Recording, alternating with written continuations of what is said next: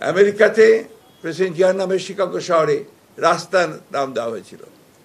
তুরস্কে প্রেসিডেন্ট জিয়া রহমানের সময় রাস্তার নাম দেওয়া হয়েছিল। এখানে প্যালেস্টাইনের নেতা ইয়াসির আরাফাত তিনি ঢাকায় এসেছিলেন। কিউবার ক্যাস্ট্রোর সঙ্গে প্রেসিডেন্ট জিয়ার যে সৌহার্দ্যপূর্ণ সম্পর্ক স্থাপন হয়েছিল, এই বিষয়গুলো আমরা কখনোই ভুলে যেতে পারি না। আজকের যারা শাসক গোষ্ঠী, যারা জবরদখল করে ক্ষমতা দখল করে আছে, যারা প্রেসিডেন্ট জিয়া রহমানের নামটাকে মুছে ফেলতে চায়, ইতিহাস থেকে মুছে ফেলতে চায় এবং তাকে একটা খলনায়কে পরিণত করবার জন্যে তারা সেই তাদের কাজ তারা শুরু করেছে। একেবারে প্রাথমিক স্কুলের প্রাথমিক পর্যায় থেকে শুরু করে সব জায়গায় তারা একই ধরনের কথা বলছে এবং সম্পূর্ণভাবে ইতিহাসকে বিকৃত করা হচ্ছে।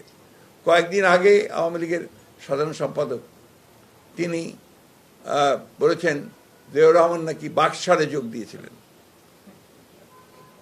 এটা একটা উনি পুরোপুরিভাবে একটা সত্যের অপলাপ করেছেন।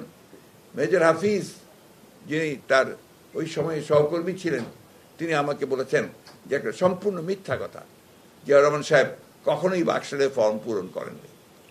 এইভাবে মিথ্যা কথাগুলো বলে বলে তারা জিয়াউর রহমান সাহেবকে একটা আপনার ভিন্নভাবে পরিচিত করতে চায়। প্রিয় সাংবাদিক বন্ধুগণ, এটা কিন্তু কোনো বিচ্ছিন্ন ঘটনা নয়।